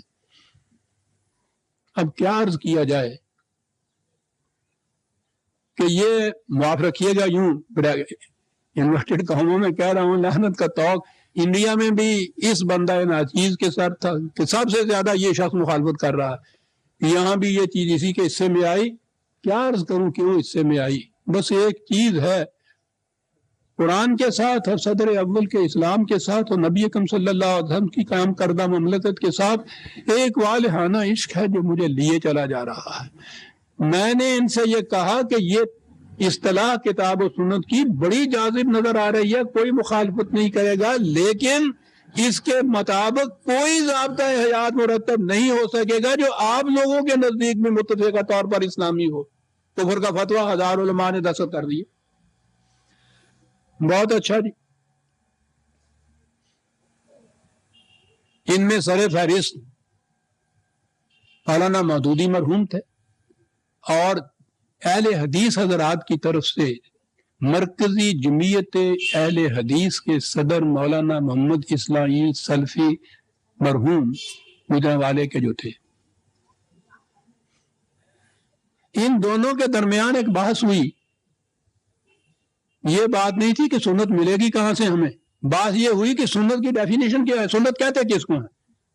یعنی طے یہ ہوا تھا کہ کتاب و سنت کے مطابق ضابطۂ قوانین بنے گا متفق علیہ، اور بات یہ چلی کہ سنت کہتے کس کو ہیں. آپ حیران ہوں گے یہ باتیں سن کے، آپ کے اس ملک میں یہ ہوئی بڑی لمبی چوڑی بات، اس پہ اوپر کتابیں لکھی ہوئی. جماعت اسلامی کا نظریہ حدیث مولانا سلفی کی مرحوم کی طرف سے، اس کا جواب مودودی صاحب کی کتابوں کے اندر کہ سنت کہتے کس کو ہیں.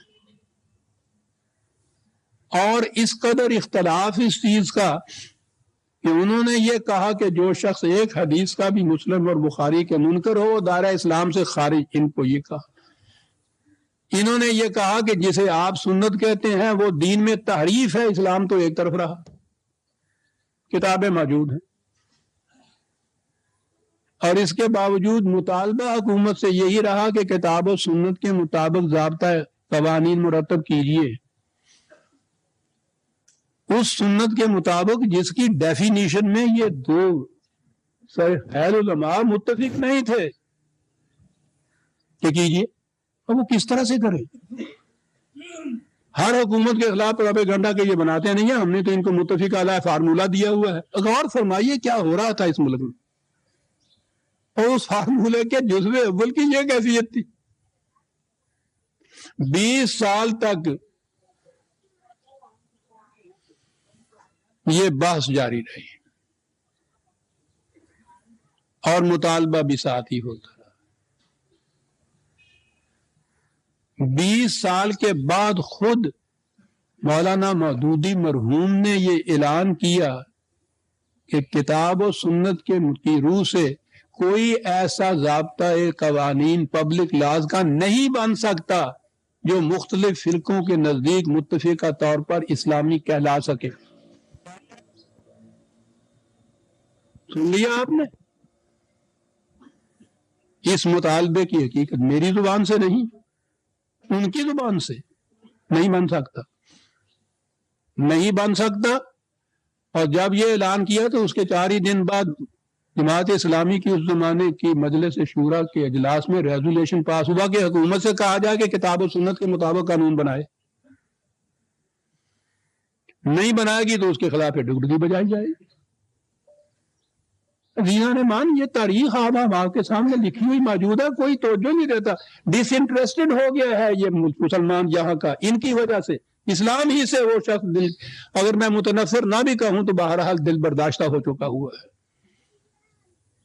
وہ اس کو دلچسپی کا موجب سمجھتا ہی نہیں ہے کہ یہ مولویوں کے کوئی جھگڑے ہیں، کرتے رہیں، نہیں بن سکتا۔ کہا کہ پھر کیا کریں؟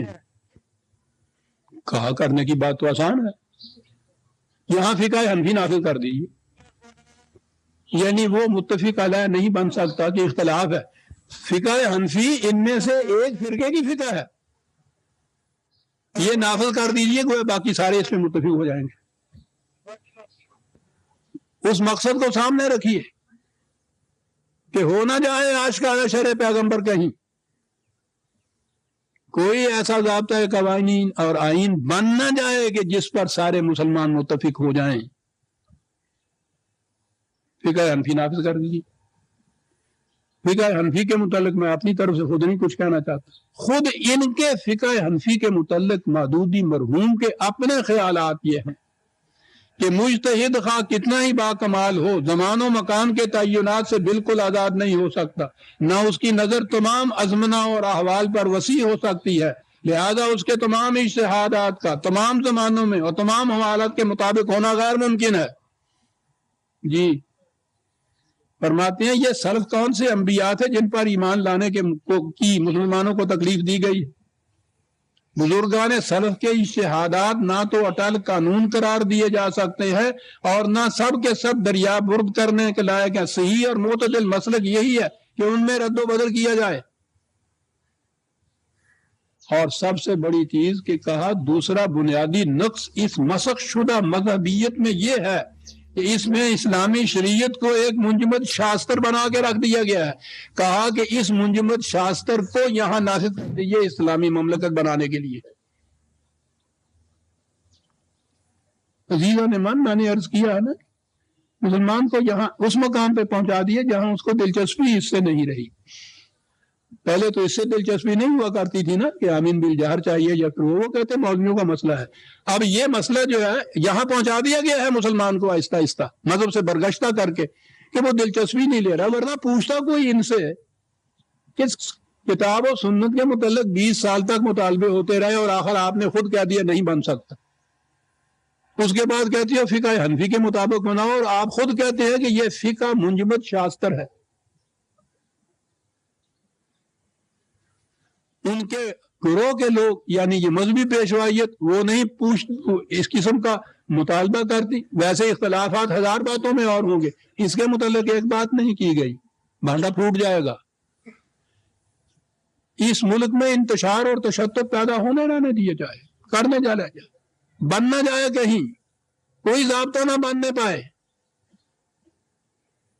کہتے ہیں کہ ایک صاحب عقل انسان کے لیے اس سے زیادہ شرمناک بات کیا ہو سکتی ہے کہ وہ کسی عقیدے کا معتقد ہو اور اعتقاد کے حق میں اس کے پاس اس کے سوا اور کوئی دلیل نہ ہو کہ اس کے باپ دادا بھی یہی عقیدہ رکھتے تھے۔ شرمناک بات اس سے زیادہ کیا ہو سکتی؟ سن لیجیے، اور اس کی دلیل ہی ہے فقہ حنفی کی کہ وہ حضرات طرف سے ہمارے باپ داداؤں کی طرف سے اسلاف کی طرف سے متواتر چلی آ رہی ہے۔ وہ کہتے ہیں شرمناک بات اس سے زیادہ کیا ہو سکتی ہے؟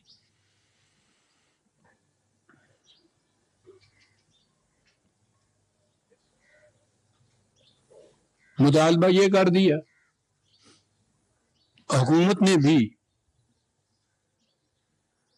یہ تسلیم کر لیا اور نظریاتی کونسل نے طے کیا کہ یہ حنفی فقہ عزیزان مان یہ صدر اول میں موجود نہیں تھی، اس زمانے میں الگ فقہ ہی کوئی نہیں تھی، ساری امت کے لیے ایک ضابطہ قانون تھا جس کی بنیاد قرآن کریم تھی اور جس کے اصولوں کی جزیات اس زمانے کی مملکت نے قائم کی تھی، حضور اور خلفائے راشدین کی، یہی صحیح اسلام تھا۔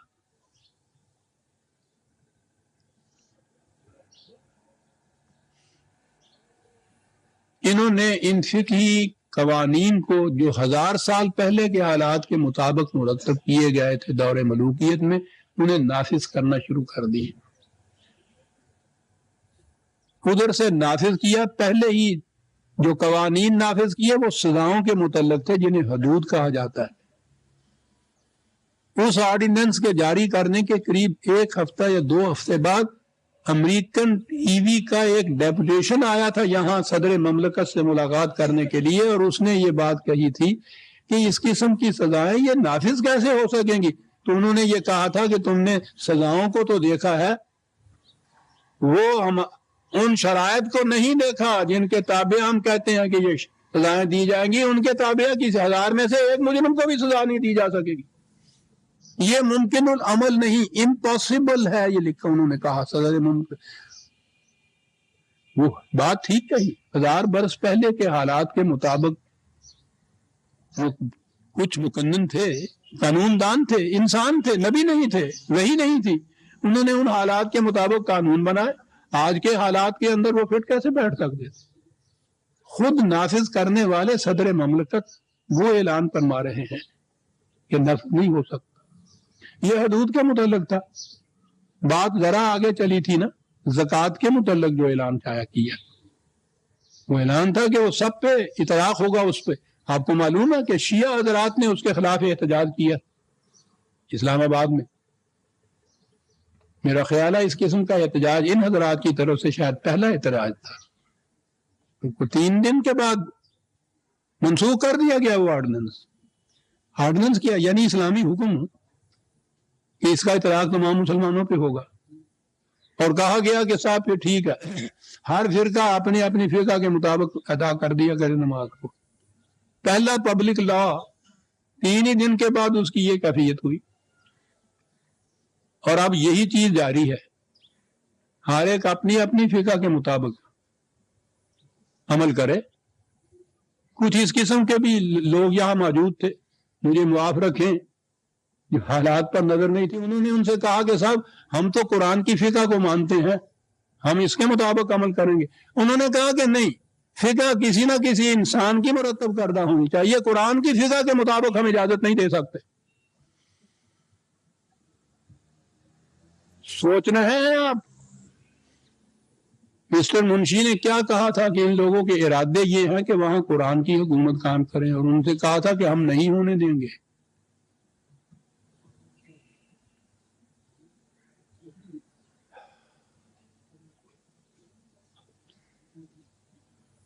اس میں قرآن کی حکمرانی کا تو تصور ہی نہیں. فقہ دور ملوکیت کے وضع کردہ قوانین کا نام ہے, وہ دوسرا کا اسلام. میں نے کہا تھا نا کہ اسلام کے 2 تصورات میں جنگ ہے. وہاں یہ جنگ تھی کہ یہ بننے نہیں دیا جائے گا, بن جانے کے بعد یہ ہوا کہ یہ اسلامی نہیں, اس کو ہونے دیا جائے گا. کئی قوانین ہیں جن میں آپ سنتے ہیں روز باتیں چلی آ رہی ہیں, نظریاتی اسلامی کونسل, وہ بھنور میں پھنسی ہوئی لکڑی کی طرح ایک ہی جگہ گھومتی ہوئی چلی جا رہی ہے, وہ آگے بڑھ ہی نہیں رہی, بڑھ سکتی نہیں ہے. اس دور کے تقاضوں کے اندر وہ فٹ ہی نہیں ہو سکتے قوانین جو 1000 برس پہلے کے حالات کے مطابق ان مقننین نے وضع کیے تھے. ان کو ابدیت کا درجہ دے دینا عزیزان من, یہ تو شرک ہے. غیر متبدل اللہ تعالیٰ نے اپنے کلمات کو کہا ہے, تمت کلمات رب کا صدقم وعدم لا مبدل کلمات ہی. یہ جو خصوصیت ہے یہ صرف خدا کے قوانین کو ہے کہ وہ ابدی طور پر ہے, غیر متبدل ہے. انسانوں کے بنائے ہوئے قوانین کو غیر متبدل قرار دینا, ان کو تو ہم دوش بنا دینا ہے خدا کے قوانین کے مطابق, اور پھر وہ چل ہی نہیں سکتا. نظام جو یہاں جاری ہے سرمایہ داری کا پورا نظام اصطلاحات کا فرق ہے. ربا نہیں کہنا ہے, منافع کہنا ہے. مضاربت, مضارعت, منافع, بے حد و نہایت دولت جمع کر لیجئے, اس میں سے یہ اتنی سی زکوٰۃ جو وہ کاٹ لیتے ہیں دے دیجئے گا, باقی سارا مال پاک ہو جاتا ہے. یعنی تسلیم کیا نا کہ پہلے وہ ناپاک تھا, تو اس میں سے اتنا سا دے دیا جائے تو وہ باقی مال جو ہے پاک ہو جاتا ہے. سلیپنگ پارٹنرشپ جس کو آپ کہتے ہیں, اس کا سود نہیں ہے. پہلے انٹرسٹ کہتے تھے کھلے بندوں, اب اس کا نام منافع رکھا ہوا ہے۔ مزاربت اصطلاح ہے ایک فقہ کی، مزارعت بٹائی کو کہتے ہیں۔ زمین پر وہ جو صدر اول کا اسلام تھا اس میں زمین پر ذاتی ملکیت کسی کی ہو ہی نہیں سکتی تھی، کوئی جمع ہی نہیں کر سکتا تھا اتنی دولت، نظام یہ تھا۔ یہ عزیزان من وہاں جنگ تھی۔ اب غور فرمایا جو میں نے لکھا کہ اسلام کے مقابل اسلام، وہاں کیا جنگ تھی؟ اسلام کے ایک تصور کے مقابل اسلام ہی کا دوسرا تصور تھا۔ پہلا تصور صدر اول کا اسلام، خدا کی وحی حضور کی قائم کردہ مملکت کے مطابق۔ دوسرا تصور دور ملوکیت کا وضع کردہ اسلام اور اس کے قوانین۔ ان دونوں میں ٹکراؤ تھا، ان دونوں میں جنگ تھی۔ یہاں وہی چیز تھی۔ اب یہاں یہ صورت ہے کہ وہ وہاں تو بہرحال مقابل میں قائد اعظم جیسے، مسلم لیگ جیسی جماعت بھی تھی، مطالبہ بھی تھا۔ یہاں تو اس قسم کی کوئی جماعت ہے نہیں، ہو وہی رہا ہے جو وہ چاہتے تھے۔ وہ نماز، روزہ، حج، زکوٰۃ کے اور یہ طلاق وغیرہ کے مسائل، وہی فقہی قوانین جو 1000 سال پہلے کے تھے وہ نافذ ہوں۔ وہ یہاں چل نہیں سکیں گے۔ جب چل نہیں سکیں گے تو یہاں کا، ہم لوگ جو پرانے دور کے ہیں پھر بھی اسلام کی کوئی کشش اور محبت دل میں ہے۔ ابھی آنے والے دور کا، یہ جو آنے والی نسلیں ہیں وہ جب یہ دیکھ رہی ہیں کہ یہ اس قسم کا اسلام لا رہے ہیں جو خود کہہ رہے ہیں چل نہیں سکتا، وہ اسلام سے متنفر ہو رہے ہیں، برگشتہ ہو رہے ہیں۔ ابھی تو ان کو خود بھی معاشرے کا کچھ دباؤ ہے۔ عزیزان من، یہ بڑے بوڑھے جب اٹھ گئے اور یہی نئی نسل ہمارے ہاں آ گئی تو آپ دیکھیں گے یہ بے باک ہو گئے، یہاں سے اٹھ جائیں گے اور کمیونزم کی گود میں چلے جائیں گے۔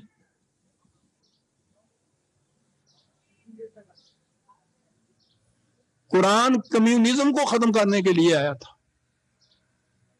امپیریلزم کو ختم کرنے کے لیے آیا تھا، سیکولرزم کو ختم کرنے کے لیے آیا تھا، نیشنلزم ختم کرنے کے لیے آیا تھا۔ یہ ساری چیزیں چلی آ رہی ہیں اس اسلام کے گزیدہ یہ مسلمان نوجوان نسل جو آگے ہے۔ عزیزان من، مجھے ڈر نظر آتا ہے، معلوم نہیں میں کیوں اس دور کے بعد زندہ رہ گیا۔ میں نے تو خود وہ جنگ لڑی تھی 10 سال تک۔ دیکھیے طلوع اسلام کے اوراق کے وہ نقشہ حضور کی مملکت کا جو اس میں آدھا ہوا تھا، انسانیت کے لیے اس دنیا میں جنت بنا دینے والا تھا، اس کے لیے جنگ لڑی تھی۔ آج اس اسلام کی کیفیت یہ ہے کہ خود کہا جا رہا ہے کہ چل نہیں سکتا۔ معاذ اللہ، آئندہ آنے والی نسل ہماری عزیزان من، مجھے تو ان کے حال پہ یہ رحم آ رہا ہے۔ رحم کیا آ رہا ہے؟ اپنی حماقتوں کے اوپر رونا آ رہا ہے کہ ہم نے اس نسل کو اس مقام تک پہنچا دیا ہے۔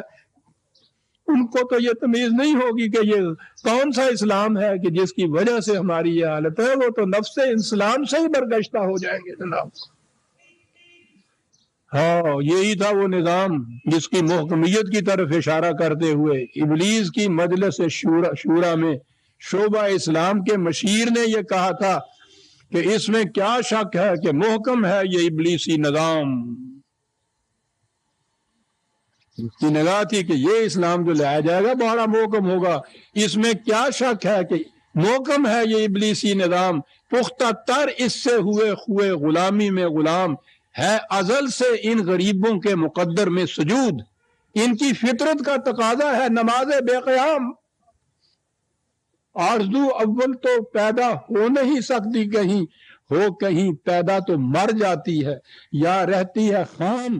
یہ ہماری صحیح پیغام کی کرامت ہے کہ آج ابلیس کے مشیروں کی، ابلیس کی ہے ہماری صحیح پیغام کی کرامت ہے کہ آج سنیے عزیز مان کے کیا ہے ان کی کرامت، کہ آج صوفیوں ملا ملوکیت کے بندے ہیں تمام،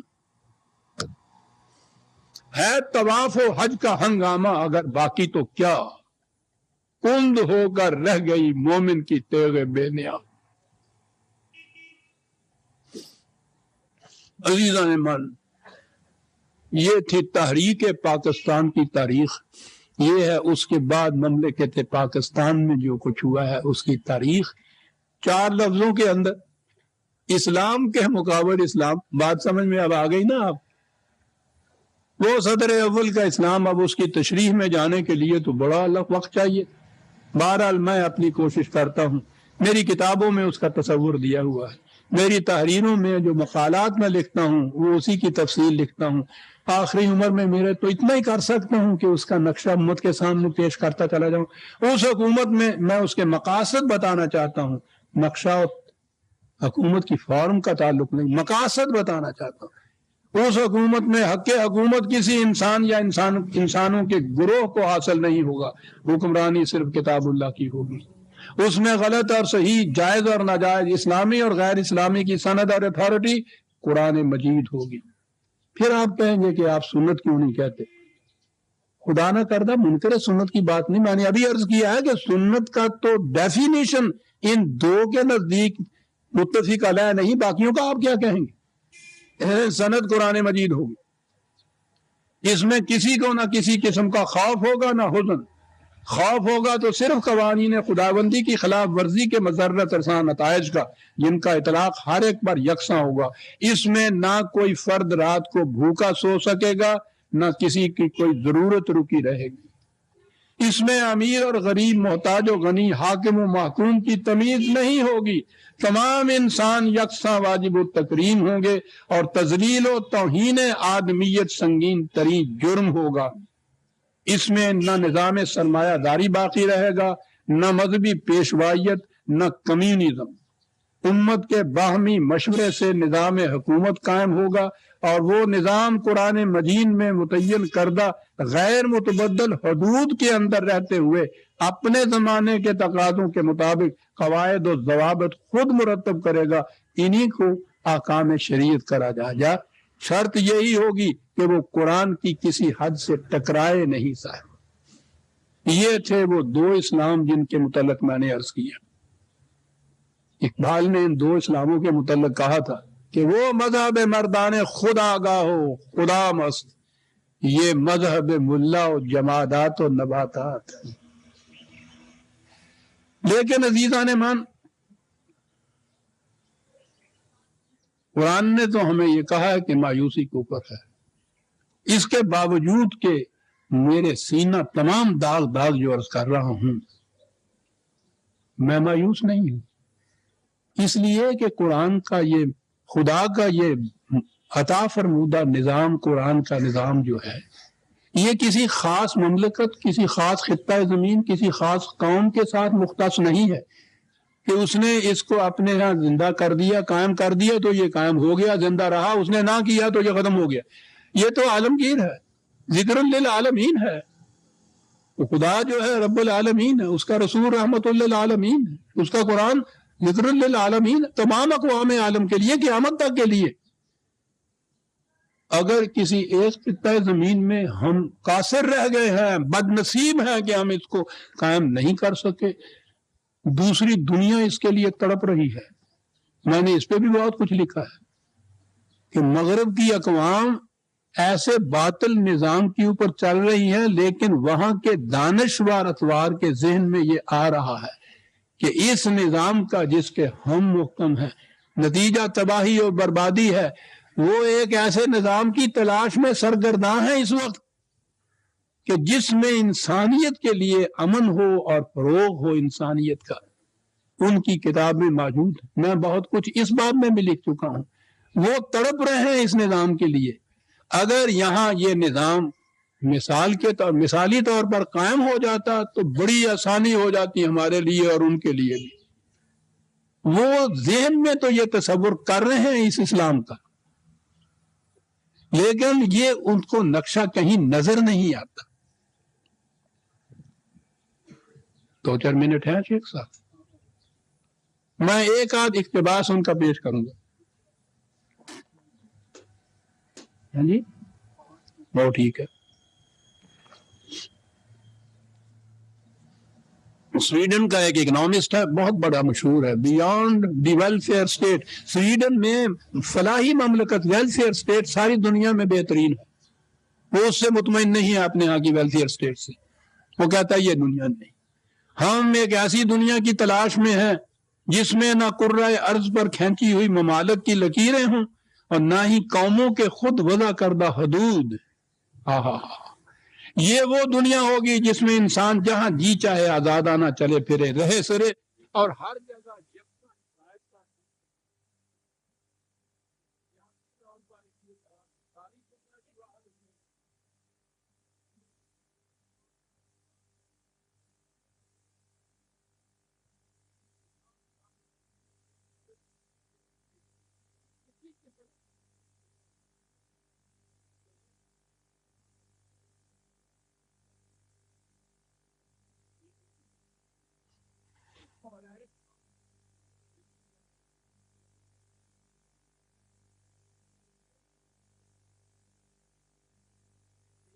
مذہب کی روح سے قائم ہوگی، جو انسان کی ارتقائی منازل کا ساتھ دے دے۔ اس کی سب سے بڑی خصوصیت یہ ہوگی کہ وہ عالمگیر ہوگا اور منتشر انسانیت کو ایک وحدت میں منسلک کر دے گا، جو مشرق و مغرب کے تمام مذاہب کی تعلیم کا مہیمن ہوگا۔ قرآن کا لفظ ہے یہ۔ وہ عقل و فکر پر مبنی ایسا قابل عمل ضابطہ اخلاق ہوگا جو علوم انسان سے، جو علوم سائنس سے ہم آہنگ ہو۔ وہ انسان کو اس قابل بنا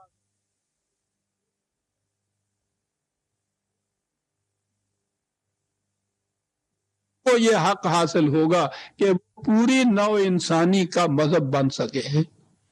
اس کی تلاش ہے۔ عزیزان من، یہ شرائط قرآن کے سوا کوئی ضابطہ حیات پوری نہیں کر سکتا۔ ہماری بد نصیبی نہیں ان اقوام کی بھی کہ ہم قرآن کو پیش نہیں کر سکے ان کے سامنے۔ یہ خطہ زمین اسی لیے اقبال نے اس کا تصور دیا تھا کہ یہاں اگر ہم اس کو قائم کریں گے تو یہ پوری دنیا جو تڑپ رہی ہے اس قسم کے نظام کے لیے کشاں کشاں اس طرف آئے گی۔ لیکن کوئی بات نہیں، ہم نے یہ نہیں کیا۔ کسی خطہ زمین میں بھی پیدا ہوگا، کہیں بھی ہوگا، یہ خدا کا وہی دین ہوگا۔ ہم یہ کیوں کہیں کہ ہم اس کے بالکل ٹھیکیدار ہیں، ہم نے نہیں کام کیا تو دین فیل ہو گیا؟ یہ دین تو فیل ہو ہی نہیں سکتا۔ لِيُظْهِرَهُ عَلَى الدِّينِ كُلِّهِ، دنیا کے ہر نظام پر اسے غالب آنا ہے۔ تو جو بھی ملک اس طرح سے اس کا مطالعہ کریں گے وہ اپنے ہاں اس کو قائم کریں گے، اور اس طرح سے پھر اقبال کے الفاظ میں کہ شب گریزاں ہوگی آخر جلوہ خورشید سے، یہ جہاں معمور ہوگا نغمہ توحید سے۔ عزیزان من، آپ کا شکریہ کہ آپ نے بڑی توجہ سے میری گزارشات کو سنا۔ ربنا تقبل منا انک انت السمیع العلیم۔ ایک ضروری اعلان ریکارڈ دیجیے۔ یہ پورا مہینہ ہی اول تو، اور پھر اس کے بعد 12 ربیع الاول، وہ مقدس اور مطہر وہ تقریب نبی اکرم صلی اللہ علیہ وسلم کے عید میلاد النبی کی، اس پہ بھی میں اپنا نظرینہ عقیدہ خاص طور پہ پیش کیا کرتا ہوں۔ وہ تو آئے گی غالباً 29 تاریخ کو۔ اگلا جمعہ ہمارا جو ہے وہ 31 کو آئے گا، تو 31 کے جمعے کو صبح اسی جگہ درس کی بجائے 9:30 بجے، یوں کہیے کہ درس ہی جو ہوگا وہ درس ہوگا حضور نبی اکرم صلی اللہ علیہ وسلم کی ذات اقدس کی، حضور کی سیرت، اس کی قائم کردہ مملکت، اسلامی مملکت صحیح معنوں میں جسے کہا جاتا ہے، میں اس کا ایک نقشہ پیش کروں گا۔ اگلے جمعے کو صبح 9:30 بجے اسی جگہ کارڈ چھپوا لیے گئے ہیں اعلان کے لیے۔ آپ احباب نے یہ اعلان سن لیا، اپنے ساتھ یہ کارڈ لے جائیے، باہر ملیں گے آپ کو میز پہ رکھے ہوئے۔ جو احباب یہاں آپ کے نہیں آئے اور آپ سمجھتے ہیں ان کو دلچسپی ہوگی، ان تک یہ اعلان پہنچا دیجئے۔ اخبارات ہم سے تعاون کرنا تو ایک طرف رہا، مخالفت کرتے ہیں ان اعلانات کی۔ ہونا جائے آج کا شرع پیغمبر کہیں، ہر ایک کی کوشش یہ ہے اس اجتماع کی، اس درس کے اعلان نہیں شائع کرتے، اشتہار نہیں شائع کرتے۔ بہرحال ہم نے تو عزیزان من کو بیچنا نہیں، کاروبار نہیں کرنا، اس سے کیا نقصان ہے؟ بہرحال یہ کارڈ ہے، یہ آپ لے جائیے گا اگلے جمعے کو صبح 9:30 بجے۔ عنوان یہ ہے اسلامی مملکت کسے کہتے ہیں۔ آج تو میں نے یہ بتایا ہے نا کہ اس دور کا جو اسلام ہے وہ اسلامی مملکت نہیں، وہ اسلامی مملکت ہوتی کیا ہے، اس کی تفصیل میں آئندہ جمعے